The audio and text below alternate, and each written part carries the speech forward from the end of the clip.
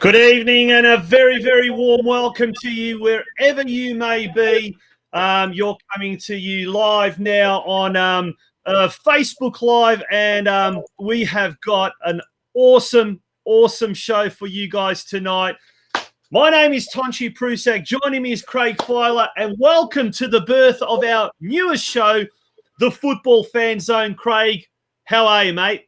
Very well, Tonch. Hopefully everybody can see me after the shenanigans of Thursday evening. It was a very painful event, but hopefully we've got through that. I have been on to Telstra, and they've promised me there was an outage on Tuesday through to Thursday, but we'll see what it goes like tonight.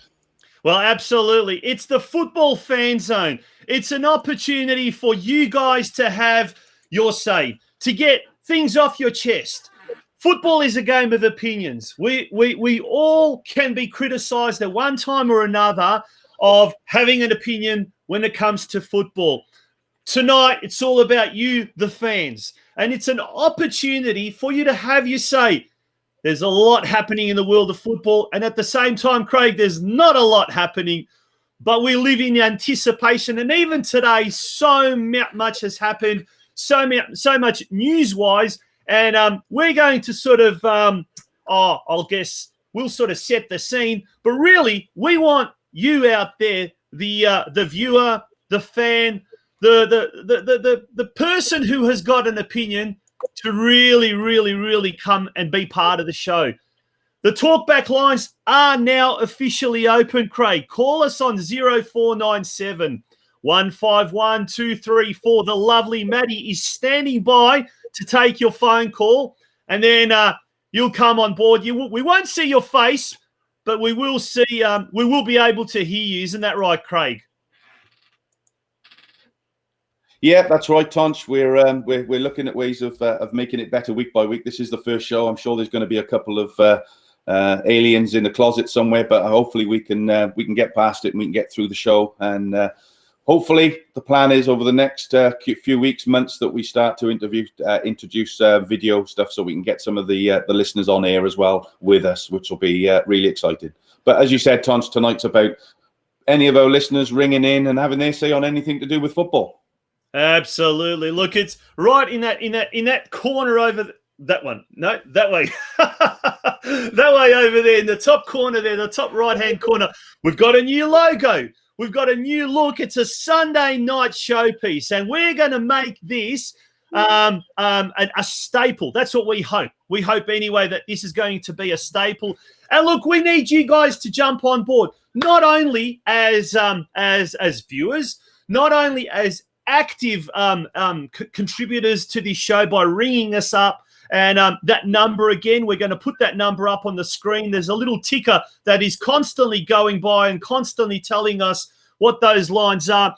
But the talkback number there is 0497 151 234. So you can be an active listener. You can be an active participant of this show, but we also want you to support us and be an active contributor or sponsor. Be a sponsor of this show.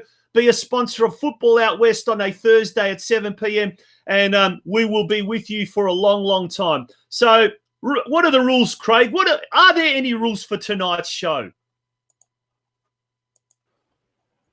Yes, well, there are a few rules. Obviously, we want to keep things clean. We want to keep things tidy. No abusive or foul and abusive language. And we just want to have a bit of fun where people can ring, have their say. Make sure that it is about fun. It is about having a bit of fun on a Sunday evening, as we all prepare back for work on Monday morning.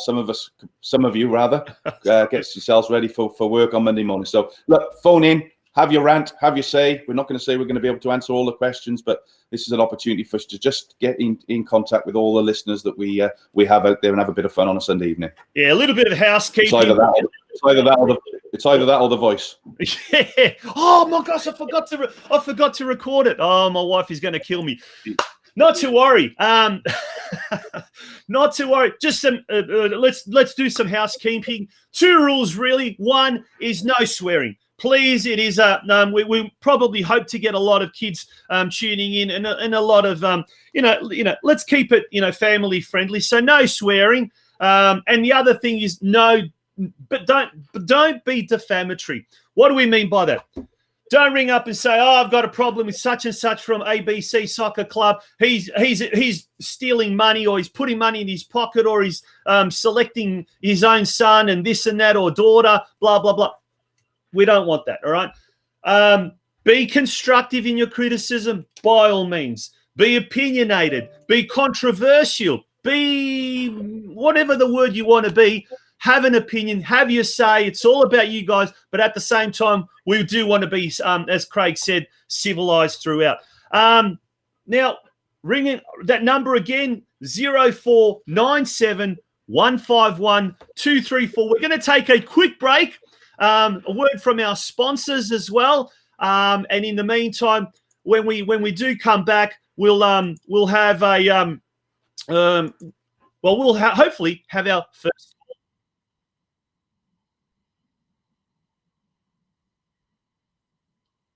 Absolutely. Have you got a business and you want to promote your brand to a ready-made audience? Have you got a birthday coming up in the family and would like to send that someone special a special message? Then why not consider a sponsorship on the Football Out West show?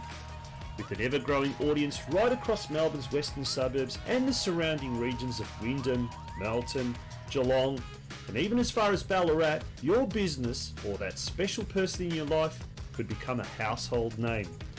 More importantly, you will be armed with the knowledge you are being part of a football show that is fast becoming a movement and a catalyst for great change in our wonderful game locally. The revolution is here, and we want you to jump on board and be a part of it.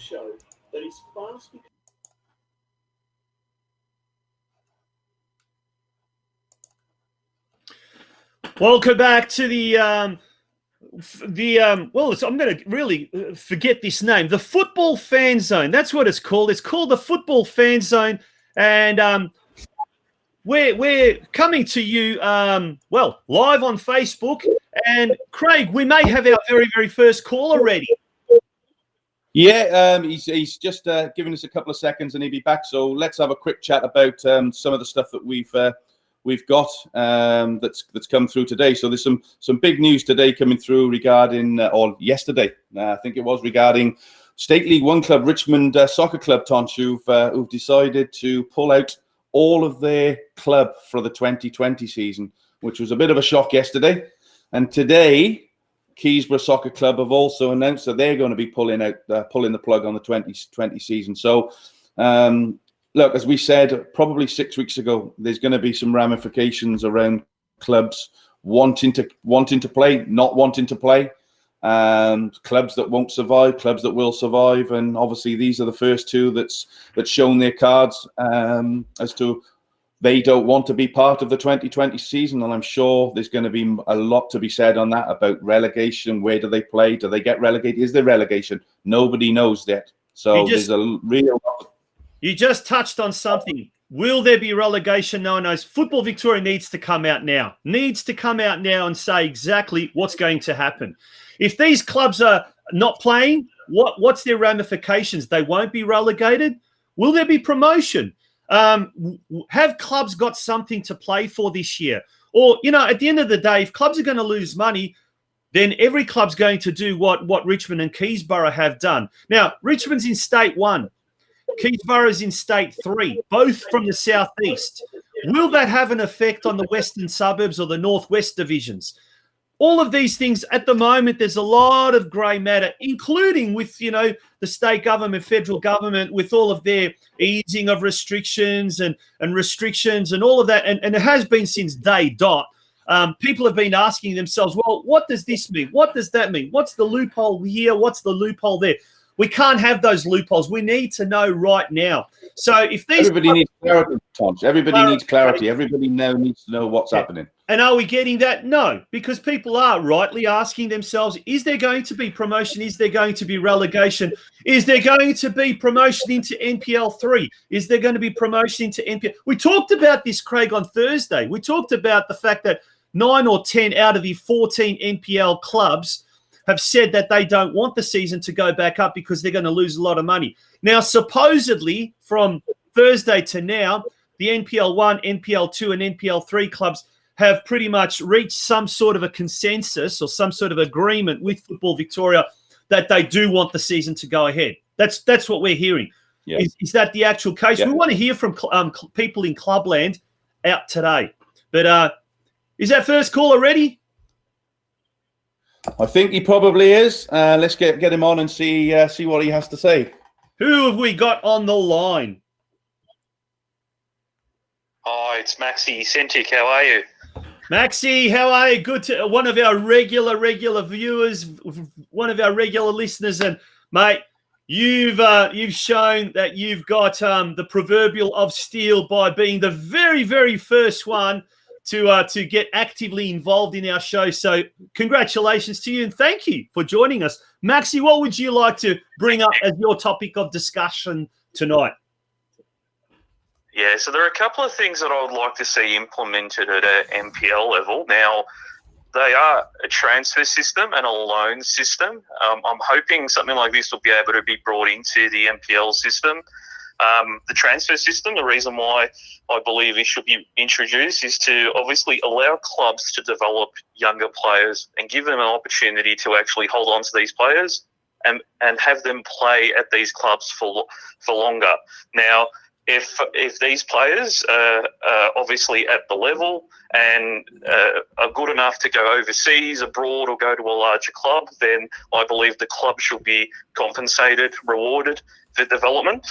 Now, the reason I've brought up a loan system, there are players that are maybe not able to play first-team football when they do get to a certain age, and I believe they should be given the opportunity to stay with that club and be allowed to go to another club at another level to be able to gain and hone experience and skills, and then be able to be given the opportunity to go back to that parent club, a better player, and hopefully in a better situation to be able to play at MPL level. Yeah, Matt, great. Thanks for calling in, mate. It's great to see that you've taken the time to call in. Look, the transfer system, as you know from conversations that we've had on Football Out West over the last 5 or 6 weeks, is imperative. It has to happen, mate. These clubs now that are MPL seniors that are taking these young kids as early as 13, 14, even later than that at 16, 17. And there's nothing in place to support the clubs that have been coaching those kids for 8, 9 years. It happens everywhere else around the world except in Australia. So I think you've said something that's very hot topic, I think, certainly amongst the listeners that we've had on the show over the last couple of weeks. And I think, the FFE, or Football Federation rather, or even Football Australia have to come out and put some kind of structure in place for the transfer system. I agree. I think everyone is pretty much saying that with regards to the transfer system, we got to have it. Everyone's saying it. Peter Filopoulos said it on our program a few weeks ago. Everyone's come out and mentioned it as well, from Željko Kalac to John Aloisi. And James Johnson said it, I think, on one of the other shows, the podcast, I think it was The World Game. So I think everyone agrees with it. I think the one thing now is getting it right, doing it right. So I think it has to come from the top. Someone mentioned that. I don't know if it was Filopoulos or someone else. It has to come from FFA, and it has to come down to the NPL system. I think it's how do they implement it though, Maxi? That's a good question. So we have many clubs in obviously all over Australia that have been really successful and have a great history in bringing in these players that they bring all the way through their junior ranks and are able to play at the higher levels in our state leagues and even A-League, if all goes well. How will they bring it in? That's probably something that we might have to get our experts and maybe our ex-Socceroos and even the guys on our expert panels to see how we can bring it in and make sure it's fair, because there are clubs out in the suburbs, in regional parts of Victoria and even regional parts of Australia as well that have been successful in bringing these young players through. and then obviously they need to be rewarded in some way in terms of a transfer fee, maybe another incentive where they could potentially have the club also, maybe get a path in the FFA Cup or something. But there needs to be a fair way to do it, so we can actually give the clubs an incentive in developing these young players. Now, we do have a lot of NPL clubs that have a lot of former Socceroos getting involved. I know, obviously, as a fan in the Croatian community, there are several clubs with ex-Socceroos and even ex-former Croatian internationals that obviously have experience and are able to help develop these young guys, who are able to hopefully get into A-League or even get overseas sooner and be more successful than what they have been in the last maybe 5 to 10 years. So, Maxi, let me ask you a question. Playing the devil's advocate here. I mean, obviously, we find ourselves in a pretty tough sort of a stage, if you like, a period. Will the COVID-19 crisis, and it's having such a detrimental effect on professional sports all over the world, but in particular here in Australia, will that set back the concept or the implementation of a transfer fee system? Because at the moment, no one's really got the bucks. No one's got the bickies to be able to spend either on players or even broadcasting. Will that have an effect, do you reckon? Yeah, I think that's a very good question, Tonci. A lot of it does lie with what happens in the coming years with the A-League, whether Hyundai, Foxtel and other partners stay on board. I believe it probably needs to be implemented into whatever national league we do have, whether it's, the Hyundai A-League or another league. That's probably where we'll need to start. And then if they're able to have players that are not playing, at a senior level, if they're able to go to an NPL 1 or an NPL 2 club, to get some experience, hone their skills, and actually come back to their parent club as a better player, that's probably where it would initially start. But as we've obviously haven't had a lot of football here in Australia at the time, it might be an ideal time to actually start beginning to plan for that incoming seasons at not just A-League level or NPL level, but even the lower leagues as well. So it's trialed. Even a trial period might be something that we might have to explore and just see how it goes. But I strongly believe we need to give the clubs an incentive to develop players, and it'll help develop the game and the standard of the game at these levels as well. Yeah, and just on that, just before we let you go, Maxi, one of the big things for me there is if we've got under 18s or 20s playing an NPL and they're not getting a chance to play NPL seniors because they're just not quite right. They're not made for that rugged type of football yet. Why wouldn't we send them off to a State League 2, State League 3 club? Get some experience. Well, I think a perfect example is the young gentleman from Geelong, Anthony Bunnervatz, that left North Geelong to go play state leagues for a year, and then obviously was able to gain that experience and has obviously returned to his former club, or now his current club, North Geelong, and he's a starting player. He's actually a good player with a good head on his shoulders, but he's actually able to play with more confidence. And it was good to see him given that opportunity to go away and come back. And I know it may not work out for a lot of players, but if they at least have that opportunity, you'll have a better knowledge of whether that player is actually up to that standard and can return to that level. It's not necessarily a step backwards. It might be, a case of one step back, 2 steps forward, ultimately long term for the player and for the clubs involved as well. Yeah, and I'm a big advocate. I know it's happened more closely to home for myself as well, where that happened, and my son's gone off to play better at a better standard of football, but he had to take that backward step to get to that forward step. So I think there's a lot to be said for it. I think, look, again, what are the FFE, Football Federation and FFA going to do about the transfer fee? We don't know. I think it's probably too early, but I think it's something that definitely needs to come in. I think over the next 12 to 24 months, I think we could see a real big sea change in that area. Maxi, thank you very much for your phone call. That was Maxi Santich, the first the cab off the rack, if you like, our first caller. So a big thank you to Maxi Santich there, and he brought up some very, very good points.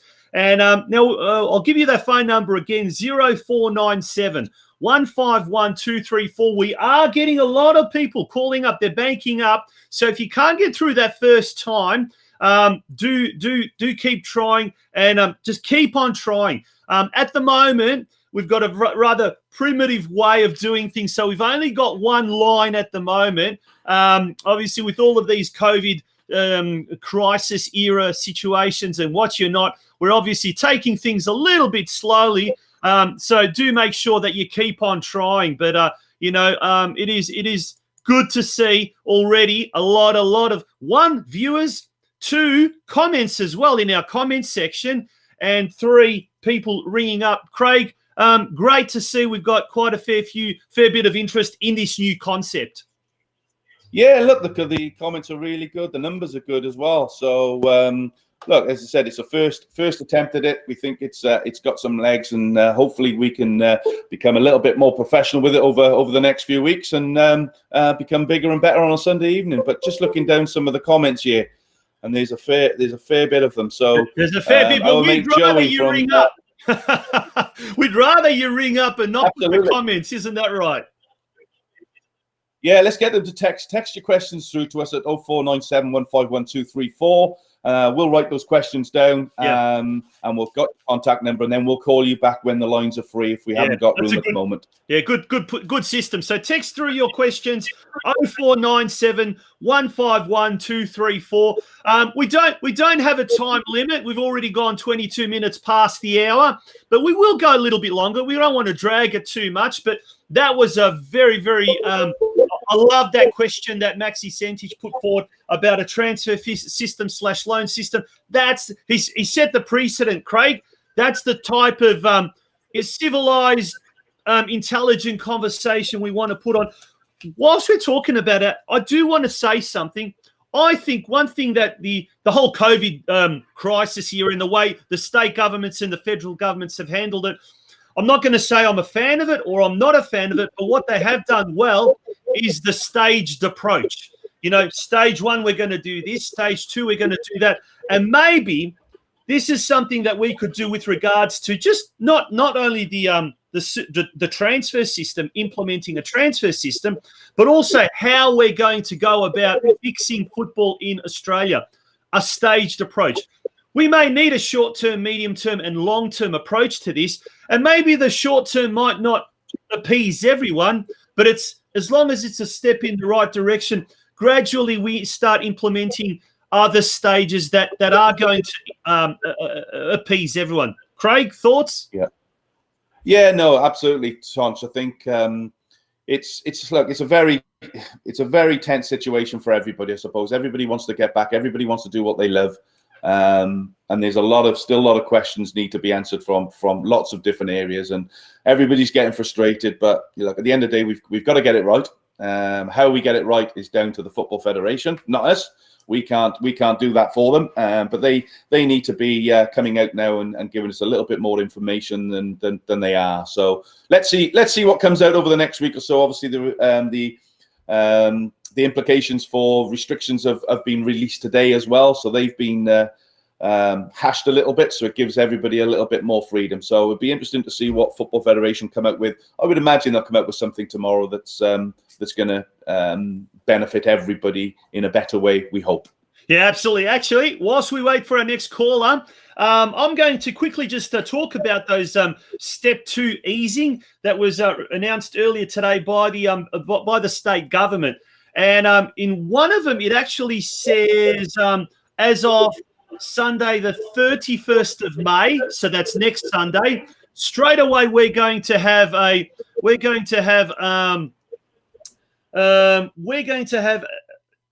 outside gatherings increased to 20. So that's going to increase to 20. That means training. Obviously, we're talking about training. So that's going to be a positive when that happens as well. And that will straight away make things a little bit easier. So really, this week is just that one last week where we're only going to be able to train in groups of 10, but thereafter things will get better, and you can slowly start to see that there will be that light at the end of the tunnel.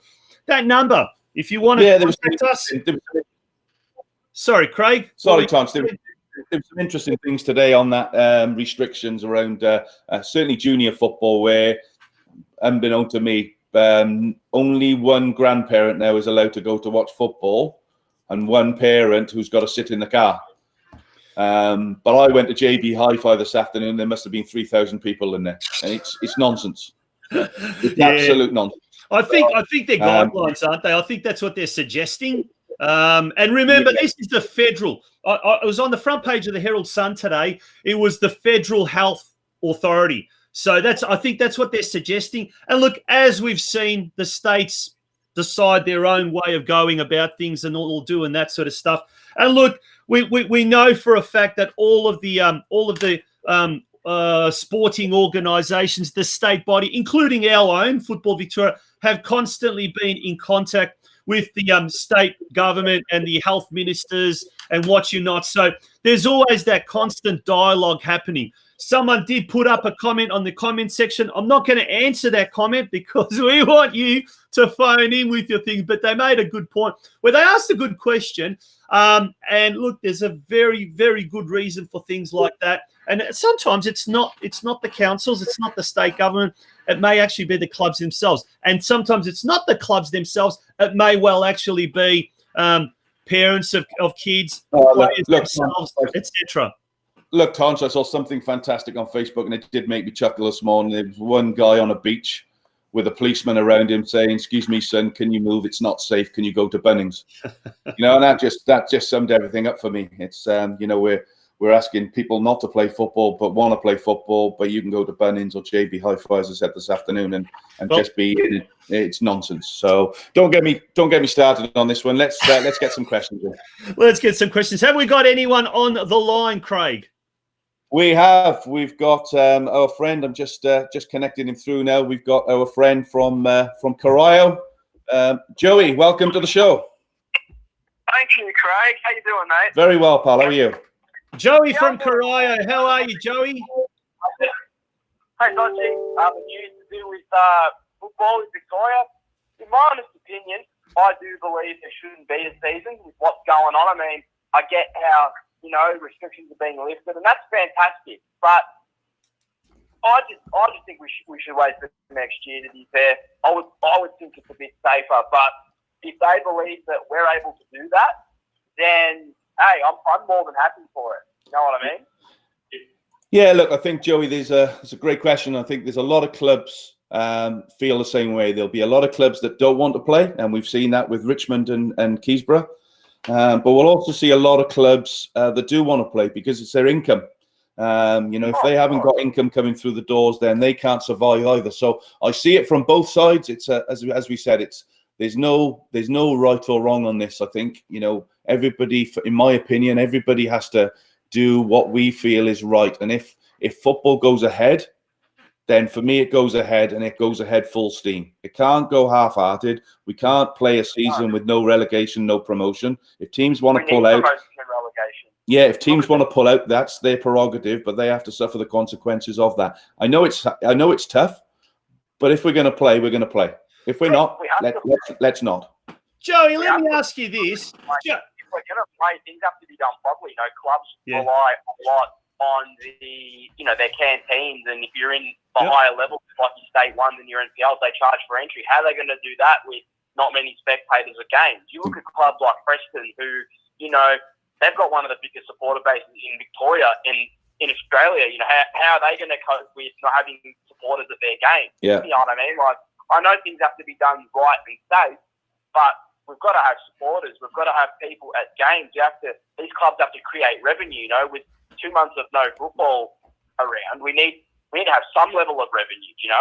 Something's got to come in for these clubs so that they can help keep themselves afloat. That's my honest and biggest concerns. Yeah, Joey, some good points you bring up. Let's say hypothetically, or maybe not hypothetically, might actually be the case that the season does go ahead. There's promotion, there's no relegation. Let's say just that's the case.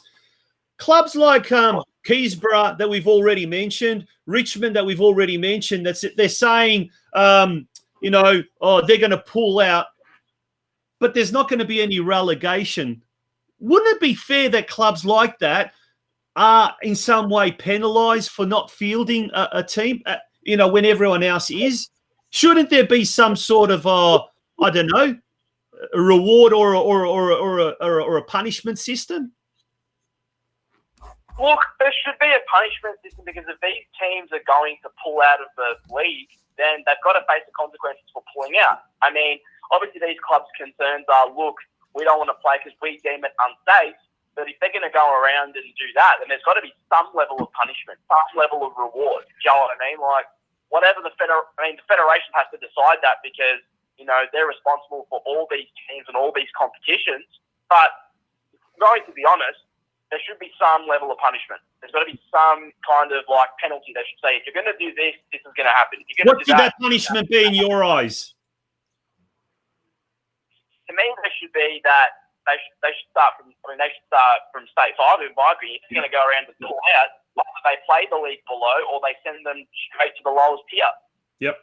Well, yeah, it happened a few years ago. I think there was a team, Maribyrnong Greens, I think, pulled out the State League 4 about 3 years ago.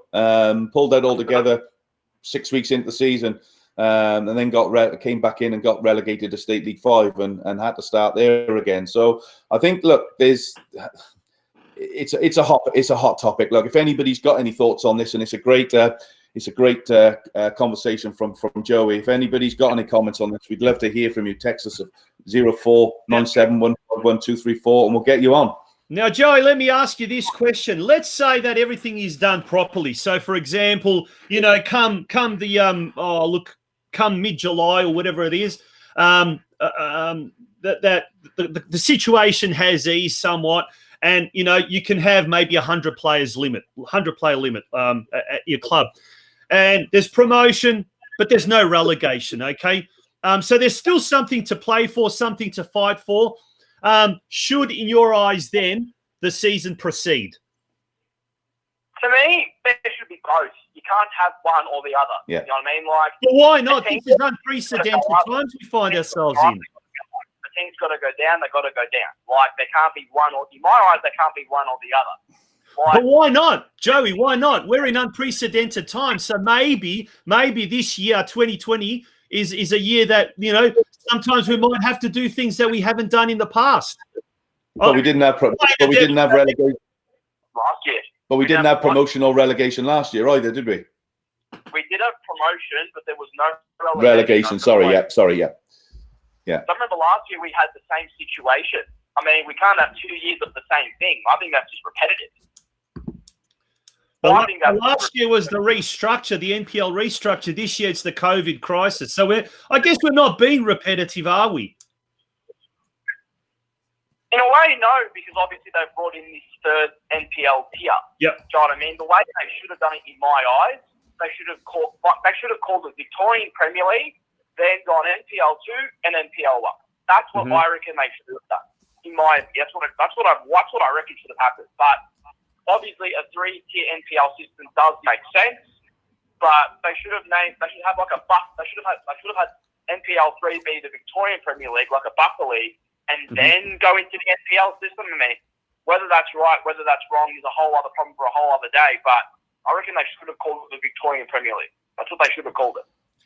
Well, we've seen that happen in the women's competition. There's a new Victoria Metropolitan League that's now in between State 1 and the NPLW.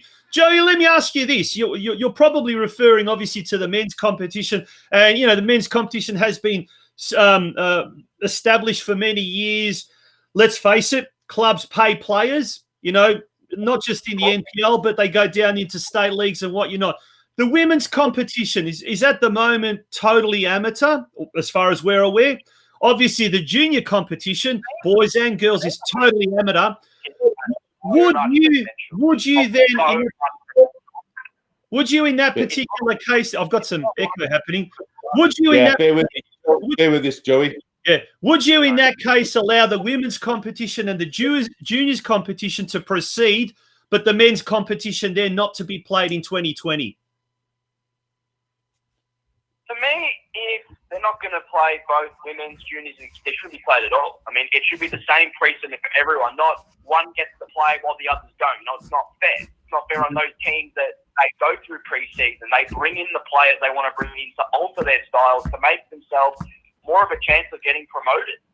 You know what I mean? And for these kids to develop, they've got to have a season where they might play their under 18, their under 16, 17, to have their breakout years, and when they are deemed good enough, they can't play because they're allowing one competition to play, but the other's not. It's not fair. If we're going to have the season, we're going to have the season at full pelt, obviously with restrictions and following the laws that the government want us to abide by. Interesting discussion we're having here with Joey from Corio. And if you'd love to be a part of tonight's show, if you've got an opinion, and I'm sure everyone out there has an opinion, ring us through on 0497 151 234. We're not all going to agree. I think there's three of us here that are not on the same wavelength, which is fine. Everyone's got a right to their opinion. And at the moment, it's all about the opinions. But we're talking about, should the 2020 season proceed, or should we now start? Well, what is the next step, Joey, if we don't go ahead? Do we start planning for 2021? And should 2021 be, the traditional winter season? Should it start earlier? Should it be modified in some way, mate? What do you think? Joey's not with us anymore, Tonci. He's gone. He's dropped off. But that was Joey from Corio. So thank you very much to Joey for bringing into that conversation. Craig, really good discussion. So we've had two callers tonight. Unfortunately, we haven't got any prizes to give away. Hopefully, we will have in future episodes. But he made a really good point, all or nothing for the season to go ahead. Thoughts? I'm in total agreement, Tonci. I've said it to some people this weekend. If we're going to play, let's play. If we're going to train, let's train. We can't try and do things ad hoc. I keep mentioning it. Doesn't the AFL start training tomorrow? Yeah, I think so. Don't they play with their hands and feet? Yeah, but we're talking about the AFL as an elite competition of a sport. No, that's the similar. Our equivalent is the A-League. So, look, even at the moment, the A-League can't decide what they're going to do, but sooner or later they are going to start it. We're talking about grassroots community football, aren't we? Is that No, I don't think it is. I think it's one or the other. We either start and we play the season as it's supposed to be, or we don't. It can't be. I'm with Joey on this. You can't be on one side of the fence or the other. It's either we are, we're not. If we're not, cancel it.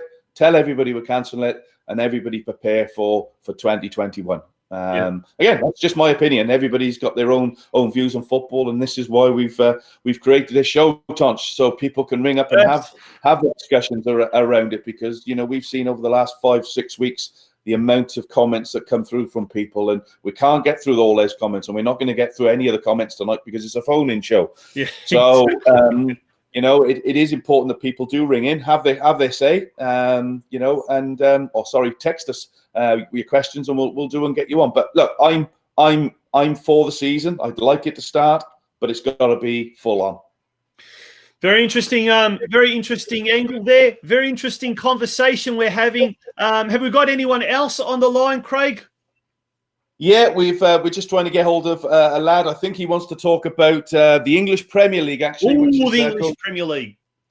And going through. Whilst we wait for him, anyone get a chance to watch the Bundesliga last night?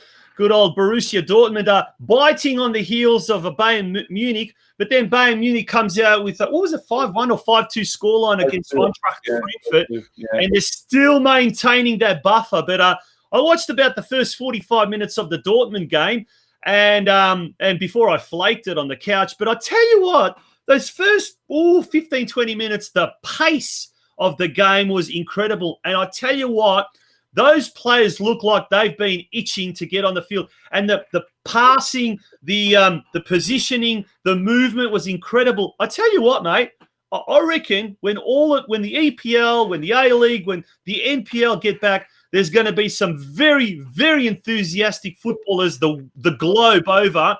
And I reckon we're going to see some top-notch football. Maybe not fittest players, but I think the enthusiasm, the skill level, the pace is just going to be amazing. That's my tip, Craig. Yours? Yeah, let's have a. Yeah, I can't wait for the football to start properly. It's been very boring, let's say the least. But let's get a caller on. He's a friend of the show. He's well known throughout the footballing circles in the West. Who could that be? Welcome. Who's calling? Brenton from Lara. Brendan Ray. Yep. How are you, Brendan? Welcome to the show, Brenton. I've got some very serious things off my chest at the moment. Now, what's going on? Because I know you've been texting me this afternoon about this, Brendan, and I think you've got some issues with the English Premier League, haven't you? The English football fans, in my opinion, have been an absolute disgrace in recent weeks, and absolute stupidity. Idiotic, demanding null and void ever since English football was suspended in March. When the facts are, UEFA on April 23, in their statement, they confirmed that null and void was taken off the table so they can determine European spots for next season from every member association. So, and Brenton, also happened just recently. So, Brendan. So are these coming from these criticisms, if you like? Are they coming from non-Liverpool supporters, you reckon? Yes, they are. Oh, they should be all lined up and shot. and who do you follow, Brendan? Liverpool. Of course. You'll never walk alone, son. You'll never walk alone. Good to hear. Brenton, what do you think? Are they going to win the league? Are they going to be given the league, Brendan? And also happened just recently, the FA, the EFL, and the EPL also confirmed null and void was taken off the table on Monday, May 11th, on the FA chairman and the EFL boss, and on numerous occasions by the Premier League chief. And you may have listened to this last week, and it was mentioned by Jeff Shreve and Jamie Carragher during the football show on Sky Sports.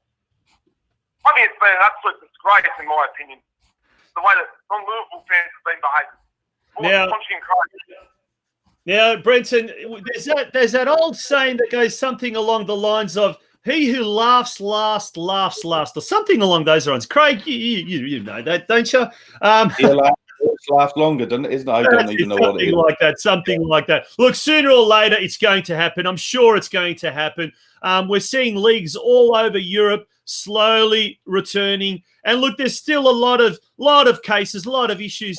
In the UK that they're very, very worried about, very, very careful. And Craig, we were just talking to your dad earlier today, Barry from Wales, and look, I guess slowly, ever so slowly, things are starting to come back to some sort of normality. And look, let's face it, the football is that entertainment that is providing people with a little bit of ray of hope.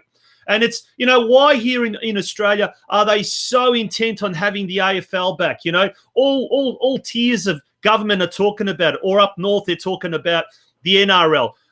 Us football fans are talking about the NPL or talking about the A-League or overseas EPL because of our global appeal. We want to be able to live a normal life. We want some sort of normality, don't we? Look, I think sooner or later it is going to come back. I think there's too much at stake for the EPL not to proceed. And we're namely talking about, obviously, the TV rights. And, whereas a lot of the other European leagues, they don't have that global appeal that the EPL has. And is it about money? Yeah, I reckon it is. But it's also about the sanity of a lot of people as well. We want it. We want to be watching something. The Bundesliga has been getting such good attendance, or not attendance figures. They haven't been getting attendance figures. They've been getting good viewership numbers. Or if you're Borussia Mönchengladbach, it's the only football on, and people want to watch football. So I think it'd be a catastrophe if it didn't go ahead, or not a catastrophe. They have to make the right decision for the UK. It would be more of a catastrophe. And I'm not a Liverpool fan by any way, but it would be catastrophe if they didn't win the Premier League now, after having the season that they've had, by the points number that they've got. There's already, talk that Leeds and West Brom will be promoted to the Championship. From the Championship, so that's a done deal. There should be no reason why Liverpool now shouldn't be handed the title. Call it a day, and we move on. So they're not going to lose. They're not going to lose it. They're not going to lose the Championship now. Let's be honest. Liverpool will win. They will win.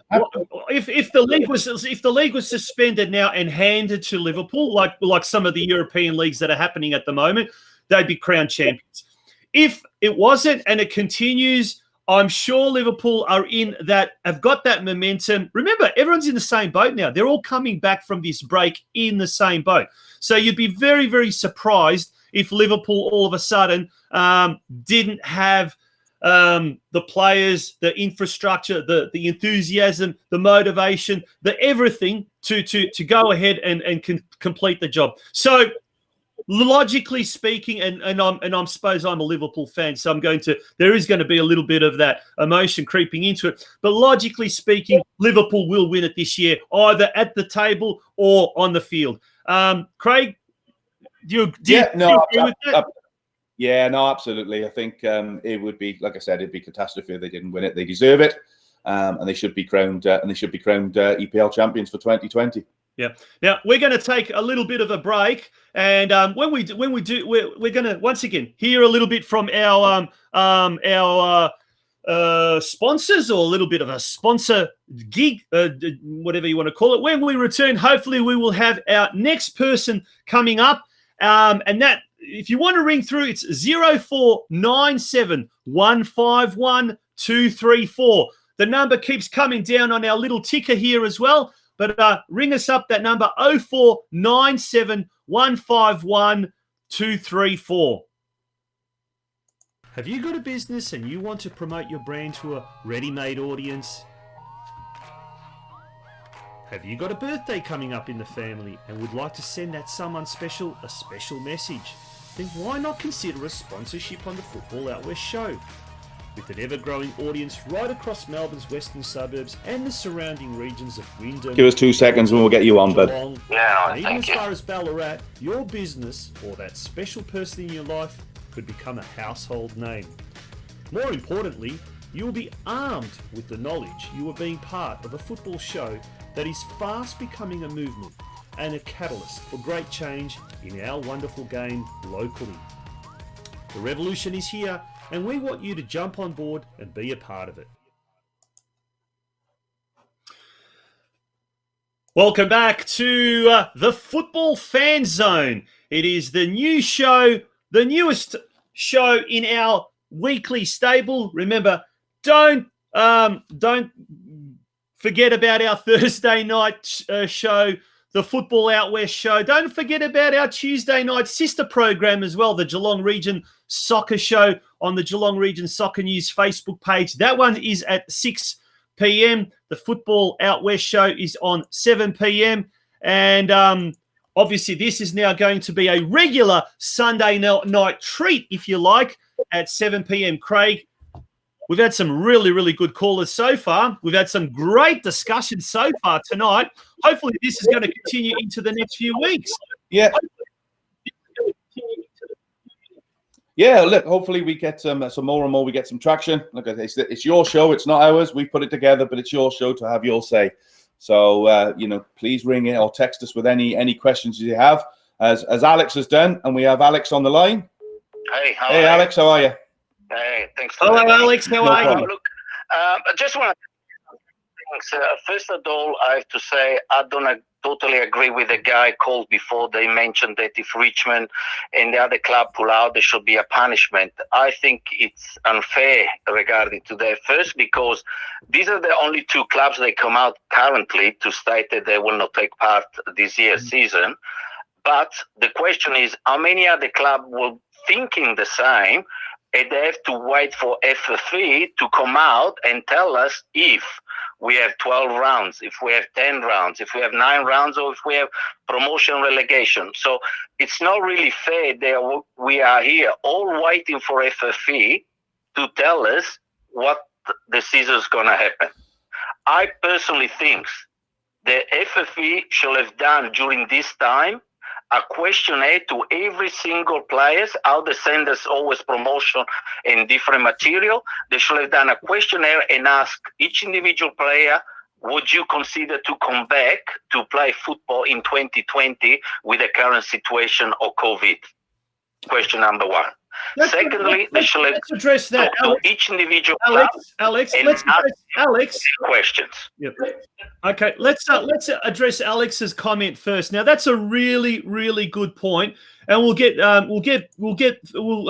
address the second part of the question, Alex. But that's a really good point, and I think Craig, you'll agree with this. I think Football Victoria does need to provide a lot more clarity. That's the bottom line. I think if they don't provide clarity, we're all kind of in the dark, or we don't know what's going on. That's a really good point that Alex made. No, it is. We had Peter Philopoulos on a Thursday night Football at West show 3 weeks ago, and whilst he gave us information, there wasn't any information there really. It was just words. They've had long enough now. I'm torn on this one because I suppose it goes back to my original comment, Alex. We either play the season or we don't. Yeah, I totally agree with you. Yeah. But at the end of the day, an organization like FFE, okay, they should be involved like a private business. They should have done a risk assessment and have tangent plan number one. Like the government have stage 1, stage 2, stage 3, they should have a plan number 1, 2, and 3. What's happened?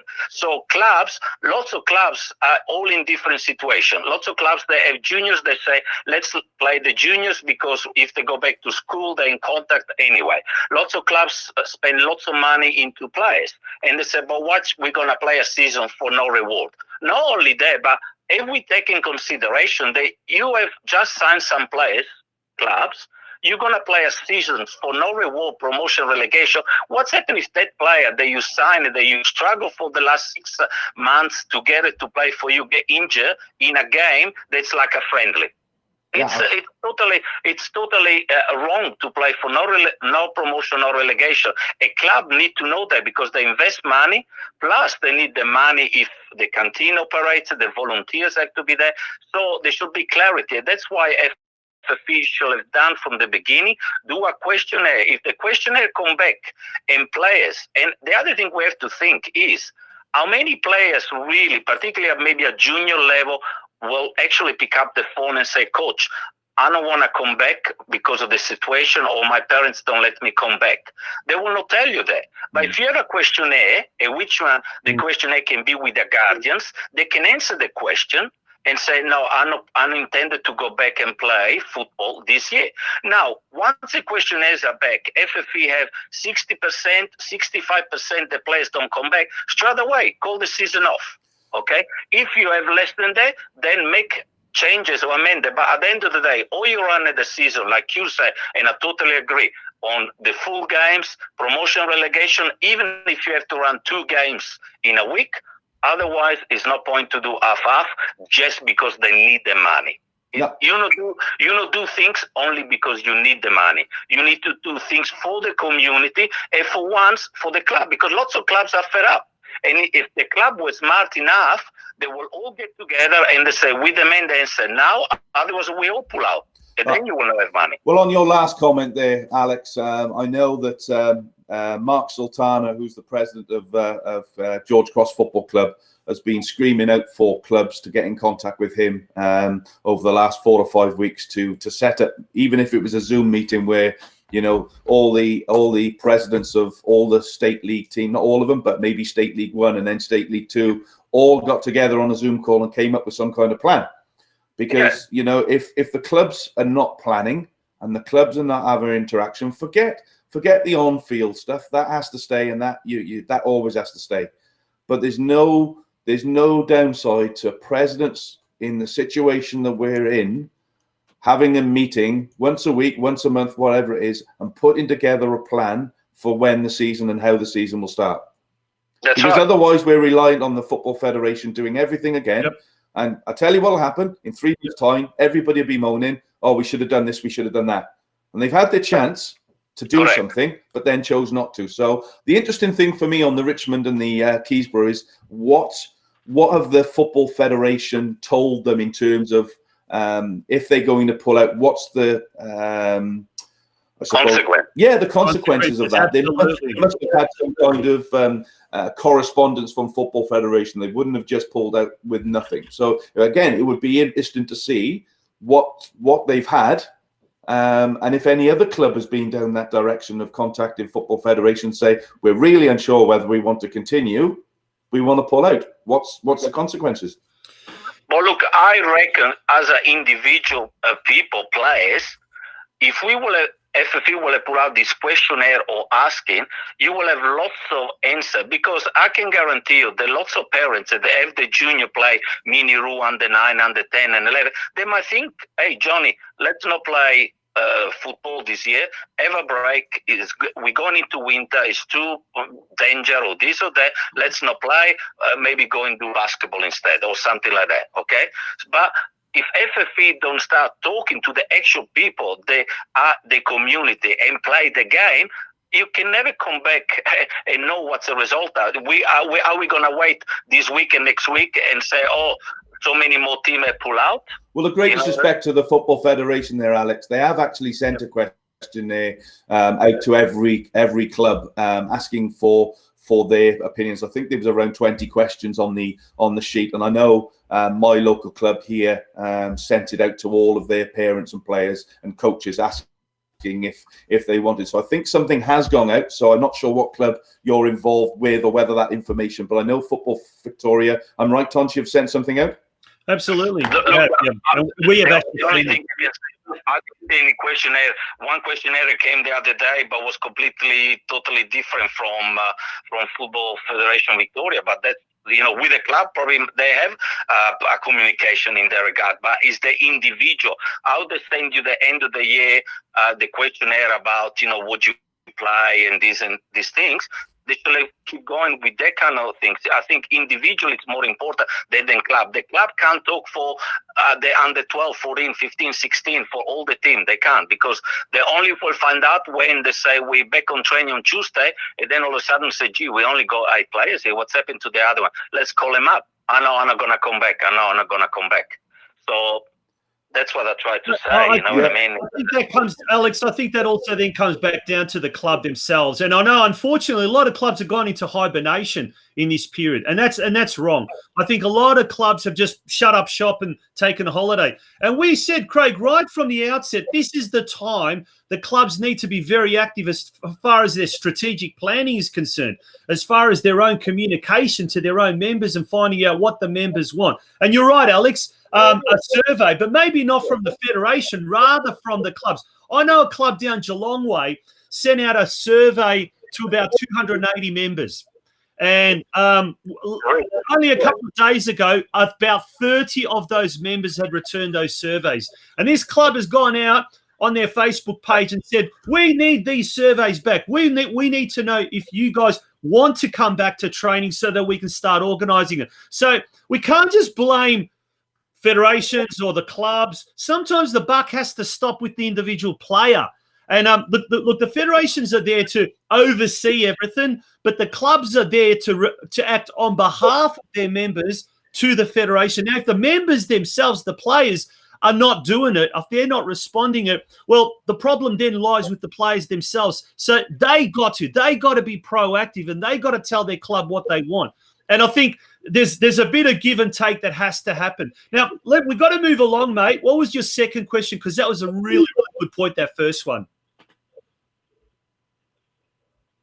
No, look, I didn't really have a second question. I just like to discuss the kind of things. Tell us. And we need to really consider the things, because if again it's communication, because if FFP wait until next week and the week after, and then the season starts in 2 weeks, but with different no promotion relegation, the clubs have not much time then to say no, we don't want to take part, or it's too risky, we don't want to get, it's getting very messy. And I totally agree with you. Or we play the whole games, promotion relegation, and they have to find a way to accommodate. They play twice a week, or push it until October, November. Okay, if we suffer as a sport, football, cricket has to suffer. They can start the league a little bit later, and they can definitely do that, because at the end of the day they use the council grounds, and the council say you can have your grounds until maybe October or November. Yeah. You know what I mean? Totally agree. That's great. Thank you, Alex. Yeah, I will. Good on you. Thanks, Alex. Thanks for calling.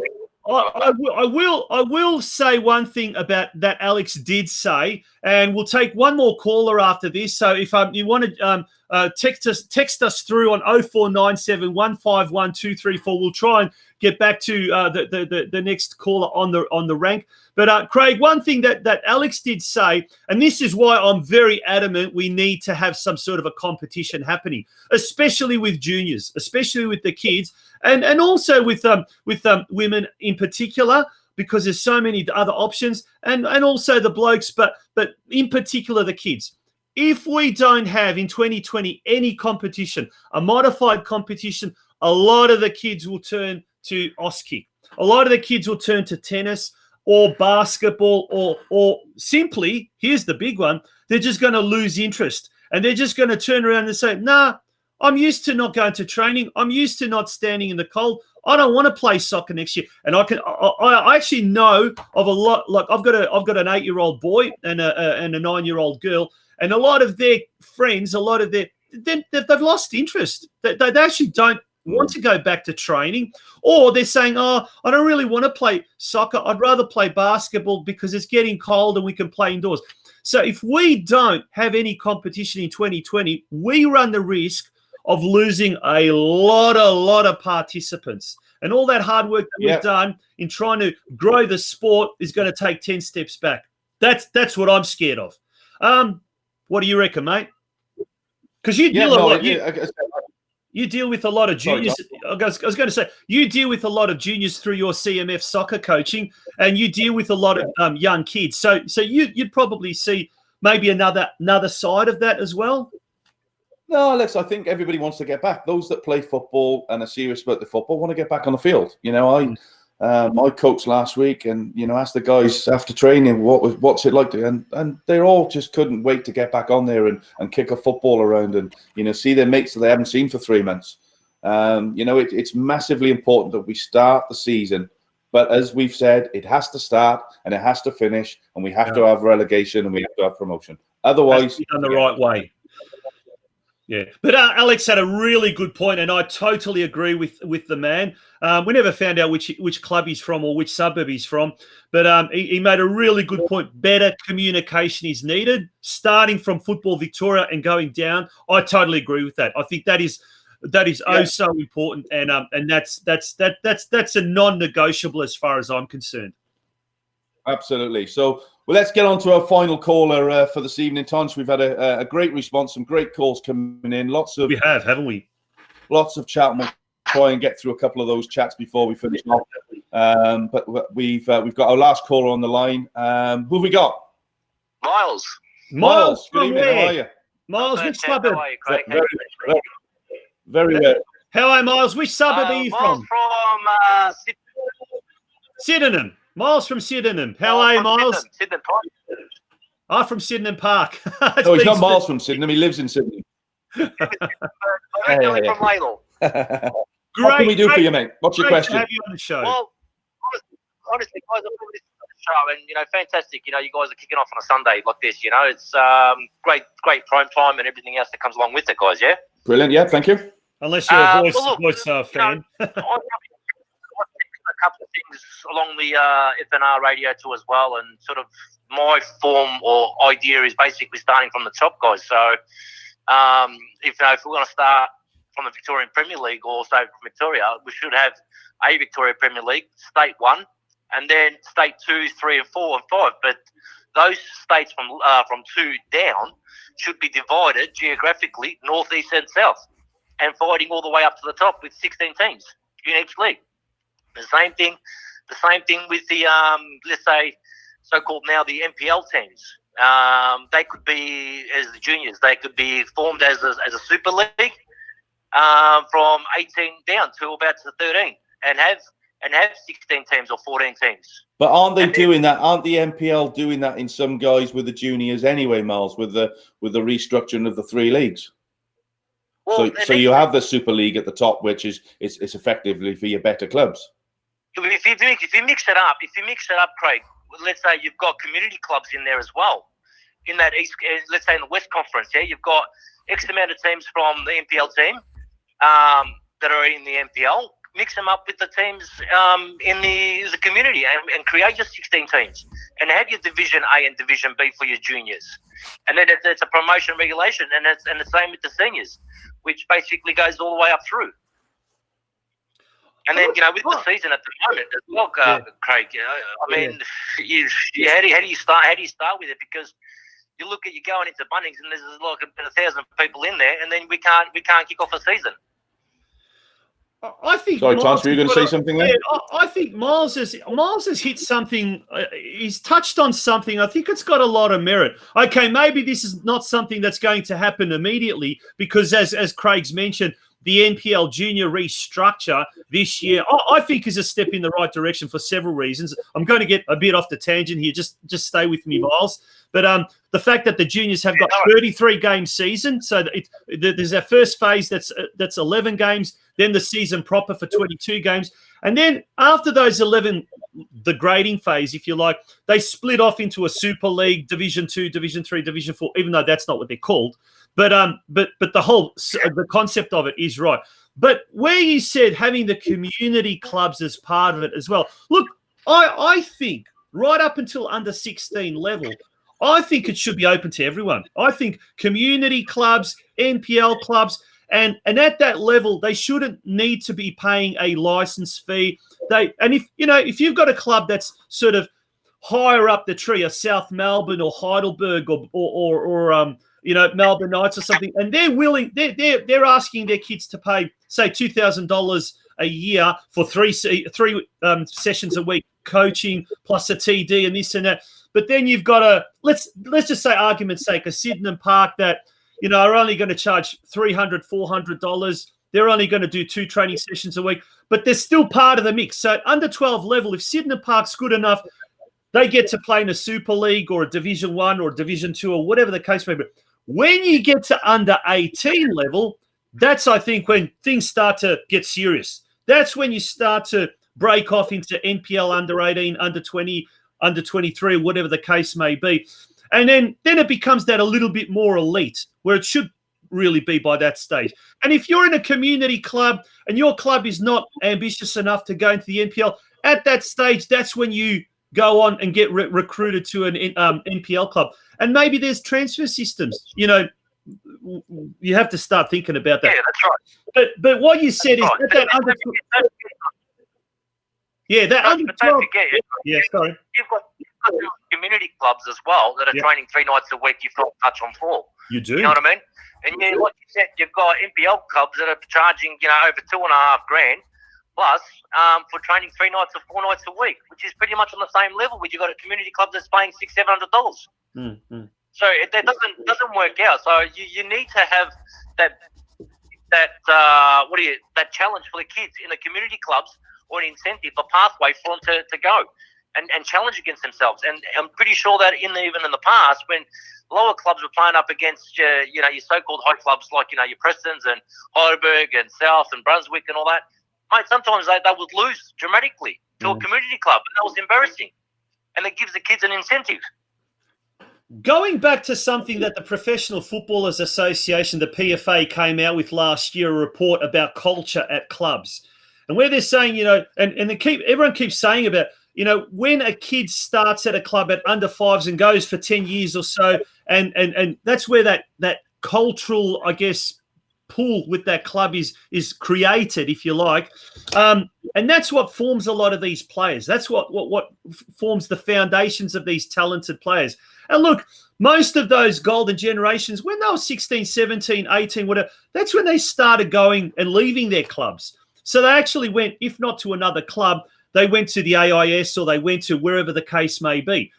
I think, mate, you've hit the nail on the hammer, and I think you're absolutely right. I think from mini roos right up until under 16, if you stay with a community club or an NPL club for whatever that matter is, but if you're able to really thrive in that environment and develop as a junior player, and then when the time comes, move on to greener pastures, if that's the case, so be it. But I think you're on a winner there, mate. I really do. Well, Tonci, you got to remember too, yeah? So, like back in the old days, yeah, we had a pathway. We had regional selections, we had Victoria selections, and then obviously they sort of changed it a little bit. But then again, we had the AIS, yeah? They've closed that pathway. So they're now, at the moment, all these junior teams have got no pathways. I don't see any pathway for these kids besides they get up to, let's go for Melbourne Victory and let's go for Melbourne City, yeah? The kids will get up under 16s, under all the youth national league. What pathway they got? They got no selection. There's no incentive. There's no target or a target to achieve. I want to go to regionals. I want to get selected for Victoria or try the next level and go to AIS. You look at that golden generation. They're all coming from that era. That pathway, we had that pathway set down. Like we had that in 10 years. We had those kids. What now? They're grown men, and what we've got. A status World Cup for Golden Generation of 2006. That was their pathway. And what Craig said too as well, as the transfer fees, as for a kid that's been there 10 years or 15 years in that case, yeah, and a transfer fee needs to be put on it. But don't forget, Craig, at the same time, yeah, that club should be smart enough and say, okay, if this kid is successful in moving on to another club and so on and going overseas, that club should be entitled a 10% fee, knock-on fee. The kid moves on. He's playing like, let's say, Bundesliga, or he's playing in the Premier League. A 10% of each club that he goes transfer should be coming back to that junior club. No, absolutely. I'm not going to disagree with you on that. That's something that we've spoken about on the show over the last couple of weeks, Miles, and it's really it's a really important that we said it right at the start of the show. I think it's really important that happens for football because there is no benefit then for clubs to develop players because they'll stay with clubs for 2 years, 3 years. If a boy's been at a club for 10 years and then gets picked up, the club deserve the right to have some kind of financial reward for the time, the effort that's been put into that child's development. But it happens all around the world. It doesn't happen in Australia. But Miles, let me just put it to you, and I'm going to play the role of the devil's advocate, Miles. I'm going to play the role of the devil's advocate, and I'm going to ask you because you come from a community club with transfer fees. There's always that worry that clubs can become a little bit too selfish, and they might actually ask for too much of a transfer fee, a ridiculously priced transfer fee for a junior or a player, and that might actually put other clubs off. And it's almost become we got to have some sort of not guidelines. We need to have some boundaries, don't you think? And I guess this is maybe why the implementation of such a system may take long, because we want to make sure that the player's getting the right deal, but also the clubs are getting the right deal, but that no one is manipulating the system or what's the word, holding anyone to ransom. Isn't that right? Well, Tonci, you're breaking up, and I can only just gather from what you're saying to me, yeah? And I'm going to have a stab at dark. Yeah. And like what Craig said, yeah, the kid's been there for 10 years. Let's say $2,000, whatever the case is, works out to about $20,000, yeah? Mm-hmm. A bigger club comes in, says, oh, well, we're going to offer you, let's say, for an example, $30,000. Let's put a benchmark on it. Anything between 10 to 15% on top of that. Look, for me, the easiest way to do it was have it staggered. So you have a staggered from an age of when they get picked up. That value could be 10,000. By the time they're 15, it could be 10, 12,000. Could be when they're 14, it could be 15,000. That's the way to do it, where it's a staggered fee dependent on the age of the player and how long they've been at the clubs. But look, that's something that's needs to happen. It ain't going to happen today, Miles. It's I think there's far more important things that the Football Federation and FFA need to sort out before they worry about transfer. But it's a great point that you made, and one that we've certainly been all over the last couple of weeks. But no, thanks for your call, mate. Really appreciate you phoning in. No worries. Thanks, Craig. Thanks, Thank you, Miles. Much appreciated. Thanks, mate. Cheers. Well, ladies and gentlemen, we have had an absolutely amazing first up show. I think it's exceeded all expectations. The caliber of our callers tonight, the conversations that we've had, Craig, have been unbelievable. I think some of the